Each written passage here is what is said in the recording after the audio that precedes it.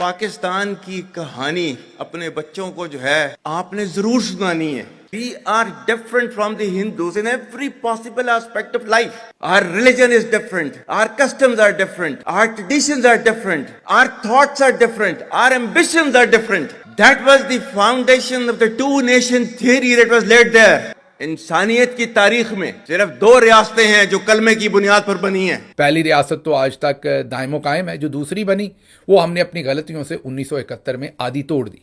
पूरी कौम को उल्लू का पट्टा समझते हैं ये लोग। उनकी एक तकरीर आई सामने जिसको सोशल मीडिया ने पूरी तरह से पोस्टमार्टम कर दिया। और मैं जनरल आसिम मुनीर को मतलब ब्लेम नहीं करूंगा, क्योंकि उसके बाप दादाओं ने यही जहर उसको दिया है, यही जहर उसको दिया है। अब वो क्या करेगा? उसको जब आपने बचपन में दूध की जगह जहर पिया है तो सांप ही बनोगे बड़े होके, तो सांप बन गया वो।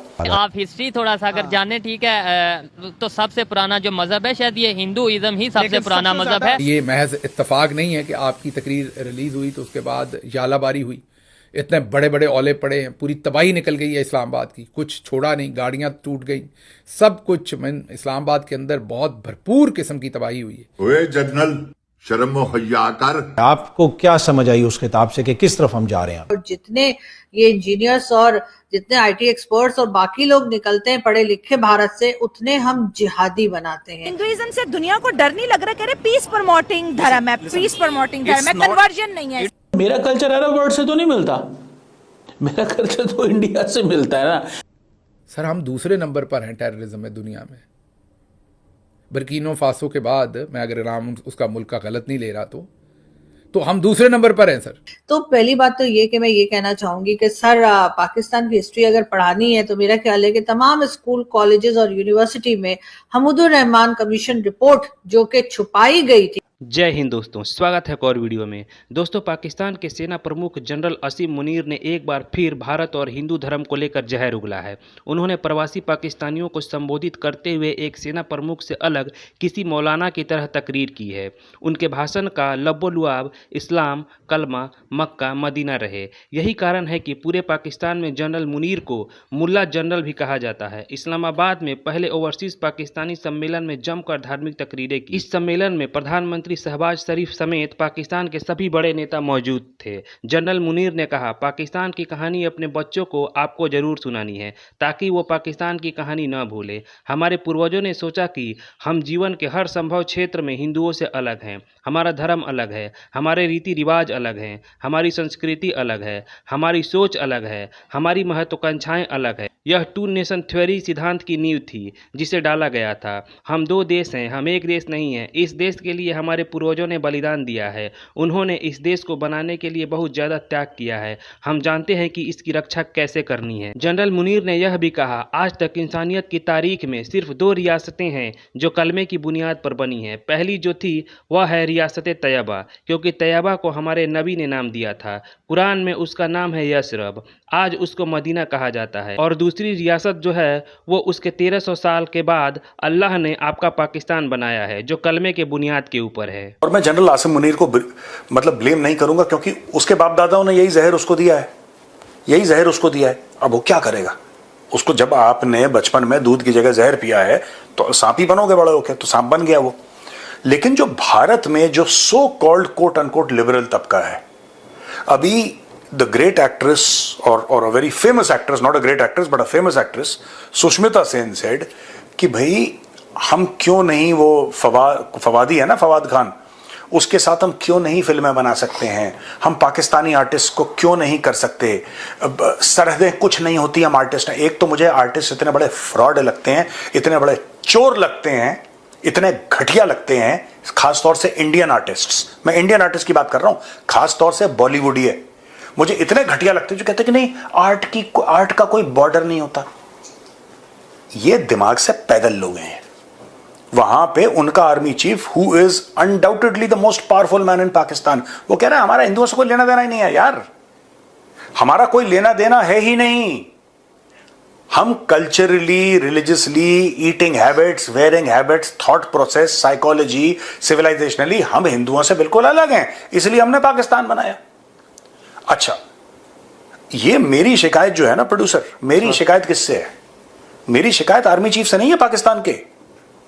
हाँ ठीक है, this is not a professional speech, this is highly unprofessional speech. He is unprofessional. हाँ वो ठीक है कि ही इज अनप्रोफेशनल प्रोफेशनल, इसलिए तो बोल रहा हूँ. अगर प्रोफेशनल होता तो ऐसी स्पीच नहीं देता वो.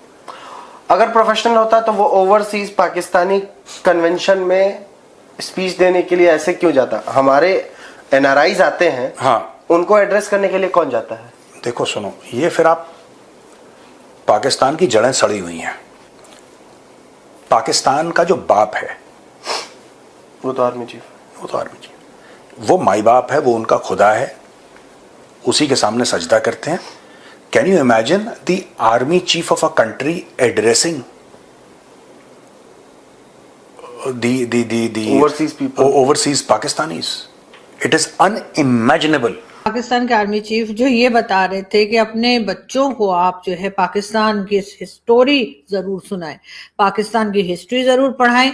और हिंदू और मुसलमान दो अलग अलग नेशंस हैं, दो अलग अलग कौमें हैं, और हमें हर चीज हमारी डिफरेंट है. हमारा उठना बैठना खाना पीना, वही जो टू नेशन थ्योरी जिस वक्त पाकिस्तान बना उस टाइम पर जो टू नेशन थ्योरी बताई गई, वही जो है वो इस वक्त आर्मी चीफ एक बार फिर रिपीट कर रहे थे.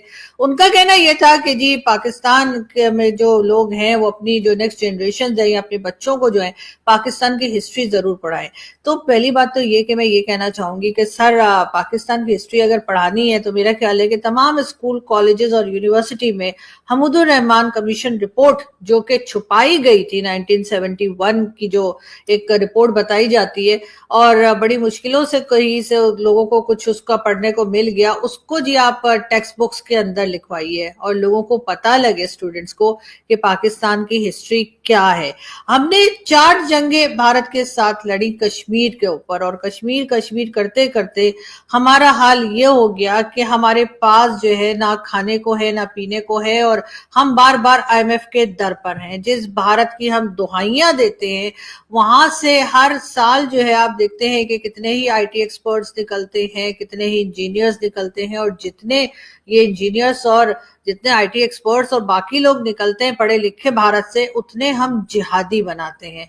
हमारे यहाँ जो मदरसे हैं उसमें जिस किस्म की बातें सिखाई पढ़ाई जाती हैं वो शायद ही कहीं पर होता हो, लेकिन हम अपने बच्चों को, आप जैसा कह रहे हैं, हम बिल्कुल यही सिखाए पढ़ाएंगे.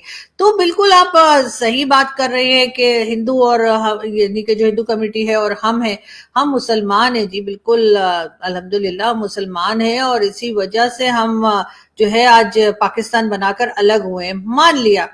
लेकिन सर अफगानिस्तान के लोग हमें मुसलमान नहीं मान रहे. मतलब ठीक है, वहां से तो हम निकल कर आ गए हिंदुस्तान से, हमने कहा कि हम मुस्लिम हैं, हम हिंदुओं के साथ नहीं रह सकते, हमारा उठना बैठना खाना पीना हमारा कल्चर सब कुछ अलग है. हालांकि ये और बात है कि पहले हम भी हिंदू ही थे, और ये तो बाद में मुगल आए तो उन्होंने तलवार के जोर पे हमें कलमा पढ़ा दिया तो हमने पढ़ लिया.